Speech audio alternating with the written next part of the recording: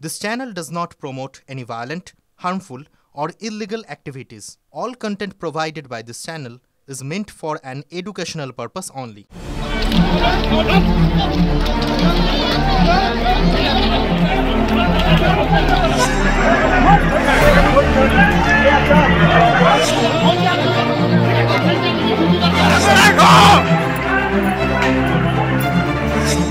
যাত্রীদের অভিযোগ ছিল দীর্ঘদিনের। আর শুক্রবার সকাল থেকে শুরু হয় বিক্ষোভ।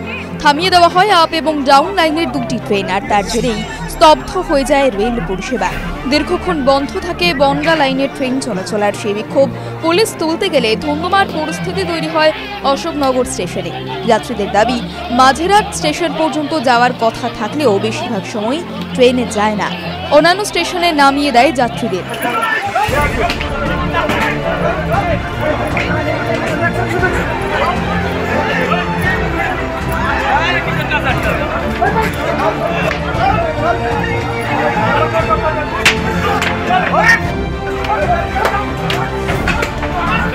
দেখুন, এই ট্রেনটা কালকে বিকেলবেলা ঘোষণা করছে আপ টু টালা অবধি যাবে, মাঝেরহাটের লোকাল টালা অবধি যাবে, সেটা আমরা মেনে নিয়েছি।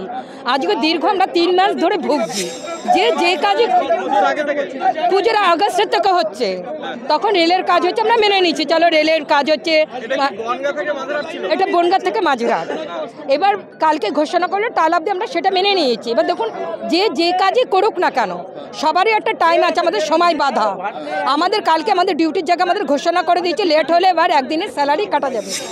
এবার আমরা সকালবেলা এসে দেখছি কি যেটা আপ টু 12/7, মাঝেরহাট টাকা 12/7 করে দিচ্ছে। সেটা কি করে রোজ রোজ মেনে নিই বলুন তো? হয়রানির শিকার হতে হচ্ছে বলে অভিযোগ তুলে যখন বিক্ষোভ চলছিল, তখন রেলগেট পড়ে যাওয়ায় অবরুদ্ধ হয়ে যায় যশোর রোডও। অফিস টাইমে নিত্যযাত্রীরা আটকে পড়েন রেলপথে এবং রাস্তাতেও। পুলিশ এবং আরপিএফ ঘটনাস্থলে যায় বিক্ষোভ তুলতে। এরপরই তৈরি হয় ধুন্ধুমার পরিস্থিতি। রীতিমতো লাঠিচার্জ করতে শুরু করে পুলিশ। পুলিশকে লক্ষ্য করে পাল্টা ইট এবং পাথর ছোড়া হয় বলে অভিযোগ।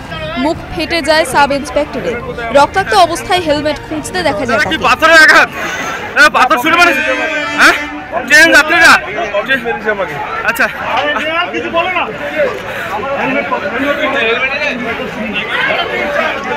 একাধিক যাত্রীকে লাঠি দিয়ে মারধর করা হয়। ধুন্ধুমার পরিস্থিতি তৈরি হয় রেল স্টেশনে।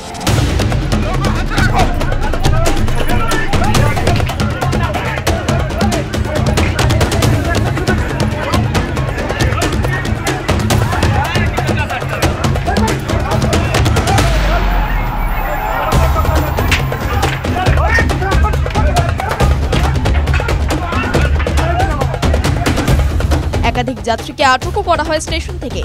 2-3 ঘন্টা পর উঠে যায় অবরোধ, স্বাভাবিক হয় রেল চলাচল। তবে আদতে কোনো সুরাহা হলো কিনা সেই প্রশ্ন তুলছেন অবরোধকারীরা।